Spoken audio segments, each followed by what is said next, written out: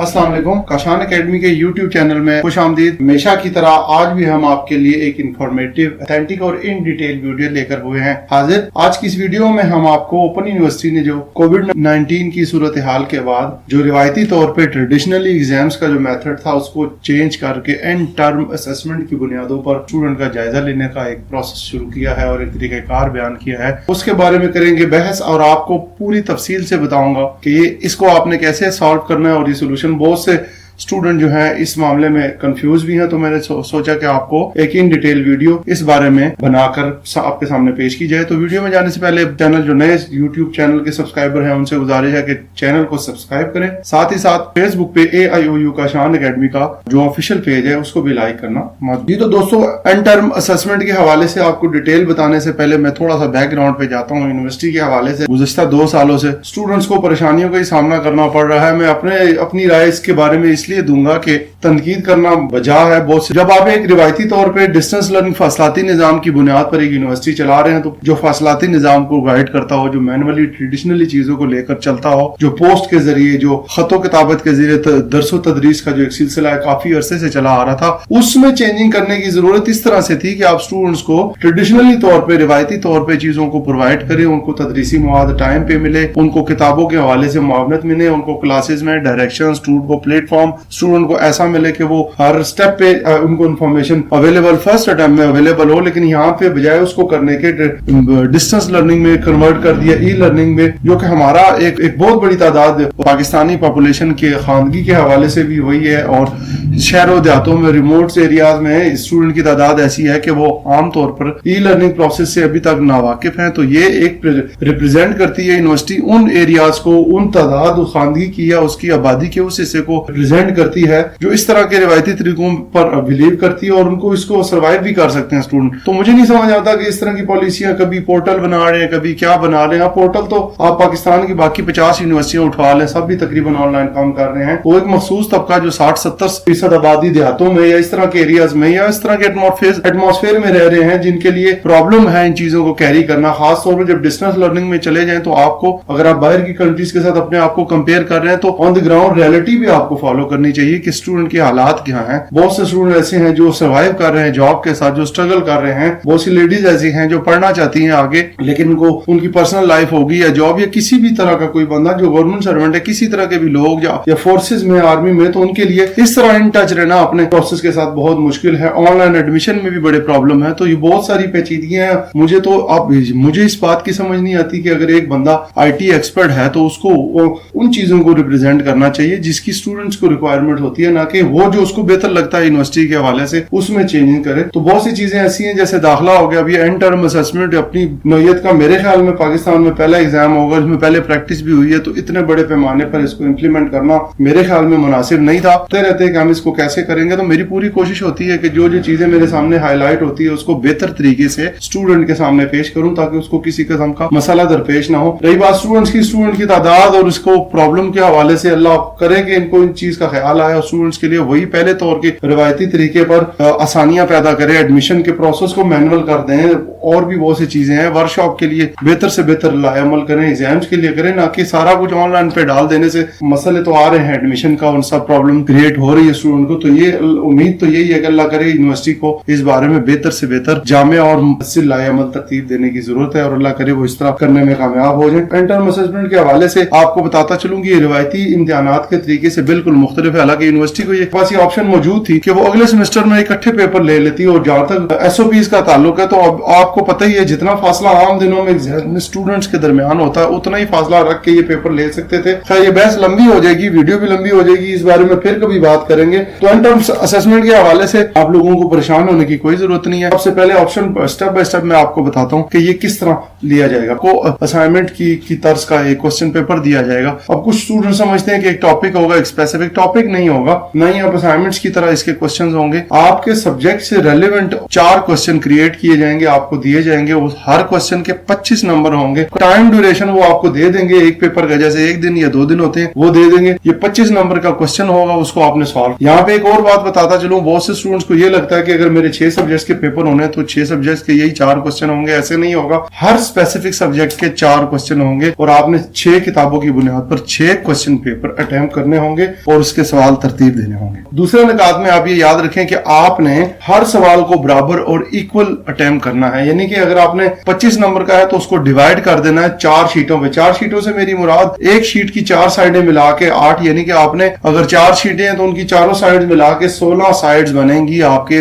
Question attempt का एक। अब आपने उसमें यह करना है कि मटेरियल क्वेश्चन के अगर एक क्वेश्चन के अंदर कोई एक ही बात पूछी गई है तो उन 4 शीटों पे आपने कम से कम, ज्यादा भी कर सकते हैं लेकिन मटेरियल कलेक्शन के बारे में आगे बताता हूं, उसमें मटेरियल को चूज करने में आपको प्रॉब्लम होगी, तो कम से कम 4 शीट पे आपने एक आंसर अटेम्प्ट करना है और 4 शीटों से मेरी मुराद आपने 16 तक इसको लेकर जाना है और इसके जवाब तरतीब देने हैं। आपने ये जो पर्चा हल करना है हर सब्जेक्ट का, ये आपने हैंड राइटिंग से करना है। अब यहाँ पे बहुत सी 2-3 चीजें ऐसी हैं जो किसी भी पेज चैनल में आपको मिलेंगी नहीं। बहुत से स्टूडेंट कंफ्यूज होंगे कि मैंने क्वेश्चन कैसे अटेम्प्ट करने। अगर आपके पास उर्दू में क्वेश्चन पेपर आ जाता है और आप चाहते हैं कि उसको, जैसे एमए उर्दू और एमए इस्लामियात है, इसके अलावा आप चाहते हैं कि उसको इंग्लिश में करें, तो आप उसकी ट्रांसलेशन करके एक मेन थीम क्वेश्चन का समझ के उसको कर सकते हैं इंग्लिश में। और अगर इंग्लिश में आता है, जैसे एमएड बीएड के बहुत से स्टूडेंट्स हैं, एमएससी मैथ्स कॉम है, एमए हिस्ट्री है, एमएससी पाक स्टडी है, बहुत से क्लासेस जिन स्टूडेंट्स को मैंने एक वीडियो भी बनाई थी कि कौन कौन से वीडियोस में आपको दिखा दूंगा कि किस किस सब्जेक्ट को आप किस तरह उर्दू में या इंग्लिश में अटेम्प्ट कर सकते हैं एग्जाम को। तो अगर आपको क्वेश्चन सेम इसी तरह जैसे क्लास में आपको एग्जाम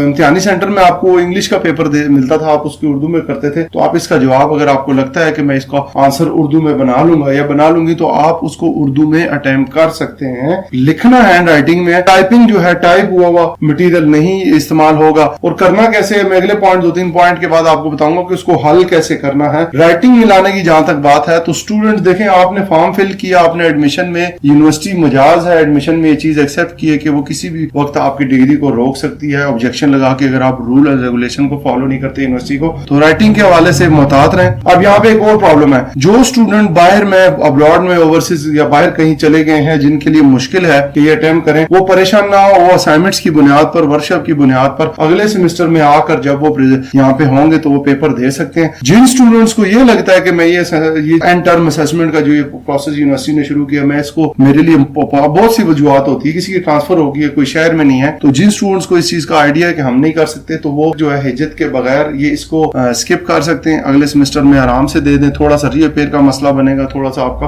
लेकिन आप अगले सेमेस्टर में सुकून से दे सकते हैं। तो अगर बाहर हैं तो इस चीज का ख्याल रखें, आप कोई फर्क नहीं पड़ेगा, आपको रीअपेयर का चांस दिया जाएगा, बशर्त ये कि आपने असाइनमेंट्स और वर्कशॉप अटेंड की हो। तो हैंड राइटिंग में करनी है। क्वेश्चन का लेवल ये है कि आपने 4 शीटें करनी है, 4 शीटों के हवाले से मैंने आपको डिटेल बता दी है, तो इस तरह इसको लिखना है। उसके बाद अगला पॉइंट आता है प्लेजरिज्म या कॉपी पॉलिसी। एक बात याद रखें, जब आप लिख रहे हैं तो आपने सोर्स, जैसे मैं कोई क्वेश्चन अटेम्प्ट करता हूं, मैं उसको अपने अल्फाज में बयान करता हूं, मैं अपने अल्फाज में हेडिंग देता हूं, तो आपने क्वेश्चन के एंड में सिर्फ ये लिखना है कि अपनी बकलम खुद या अपनी रेफरेंस लिख देना है कि खुद लिखा, या इस तरह का इंग्लिश में लिख देना, और राइटिंग लिख देना या अपना वो लिख देना है। सोर्सेज जहां जहां से आप मटीरियल उठाते हैं किताब के हवाले से जो भी दिया, एक चीज याद रखें, जितना आप वर्ड्स को चेंज करके लिखेंगे, जितनी आप हेडिंग ज्यादा डालेंगे, उतना आपका क्वेश्चन डिफरेंट होगा, कॉपी पेस्ट के चक्कर से बच जाएगा और आपकी ऑन राइटिंग, क्रिएटिव राइटिंग तस्वर की जाएगी। तो कोशिश किया करें कि जैसे कोई भी क्वेश्चन करते हैं, जैसे मैंने कई लेक्चर्स में ये भी बयान किया कि आप जितनी हेडिंग ज्यादा देंगे और different kind of wording use करेंगे वोकैबुलरी के हवाले से, तो आपका क्वेश्चन उतना ही खूबसूरत होगा और आप हूबहू छापा मारने के चक्कर से बच जाएंगे। अब कुछ स्टूडेंट यहाँ पे ये समझते हैं कि जी मेरा तो पहला सेमेस्टर है, तो वो हंस भी रहे होंगे कि हमें किस तरह वो पकड़ेंगे। कि इसका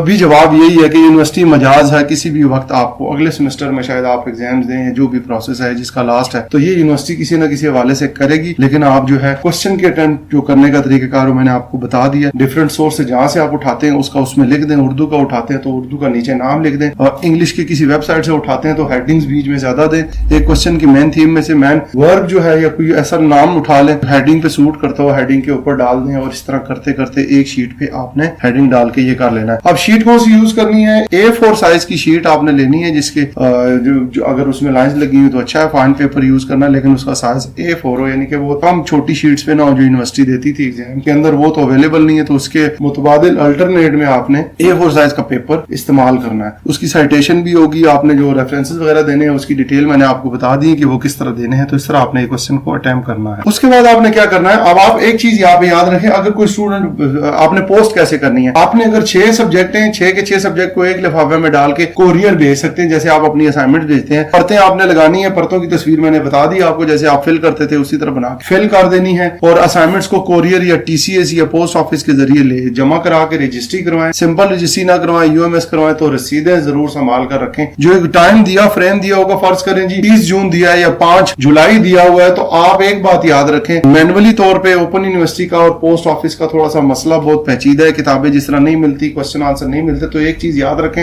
आपका काम सिर्फ ये है कि अगर फर्ज करें 5 जुलाई लास्ट डेट सबमिशन की दी हुई है, तो यूनिवर्सिटी तो जो आप भेजेंगे यूनिवर्सिटी पोस्ट ऑफिस की या टीसीएस की या कोई भी कोरियर सर्विस जो आप यूज करते हैं, उसकी डेट लास्ट वही हो, बेशक उनको 10 दिन बाद पहुंचे। आपका केस और आपका आप तभी जाके उसमें एनरोल होते हैं कि आपका लास्ट डेट की मेंशन और डेट्स उसके ऊपर। अब लोग बड़े परेशान होते हैं, जैसे असाइनमेंट में परेशान होते हैं, वतन इतने दिनों बाद मिलेगा तो हम फेल ही ना हो जाए। तो इस चीज से घबराए ना, आपकी लास्ट डेट उस पर मेंशन होनी चाहिए, जब मर्जी पहुंचे। ये यूनिवर्सिटी की सरदर्दी है कि वो उसको कब एक्सेप्ट करके या कोरियर लेट कर देते हैं। आपको सबूत होगा तो आप इंशाल्लाह पास हो जाएंगे। अब एक और चीज यहाँ पे ये बहुत मेन पॉइंट है, स्टूडेंट जैसे एक स्टूडेंट कराची में लड़की मूव कर गई है और उसका एड्रेस लाहौर का है, तो एक बात याद रखें, आप कहीं भी बैठ के करें, आपका वापसी का पता जो आपने अपने घर का दिया है वो लिखें, और जो यूनिवर्सिटी आपको एड्रेस क्वेश्चन पेपर या उसके वेबसाइट पे या पोर्टल पे देगी वो वापसी का पता यानी कि जिसको भेज रहे हैं उनका, और वापसी का अपना वही पुराना पता लिखे। आप पाकिस्तान के किसी भी कोने में एक क्वेश्चन अटेम्प्ट करें बैठे, इससे कोई फर्क नहीं पड़ता। तो ये ध्यान में रखें, आप अगर अटेम्प्ट करना चाहते हैं किसी दूसरे एरिया में जहाँ पे आपको अपने घर या एड्रेस पहुंचने में प्रॉब्लम हो रही है, तो आप वहां पे बैठ के अपना वापसी का पता जो यूनिवर्सिटी के रिकॉर्ड में है वो दे दें, और यूनिवर्सिटी को जो चीज आप भेज रहे हैं, जिसको यूनिवर्सिटी के एड्रेस पे भेज रहे हैं वो भेज दें, ताकि आपको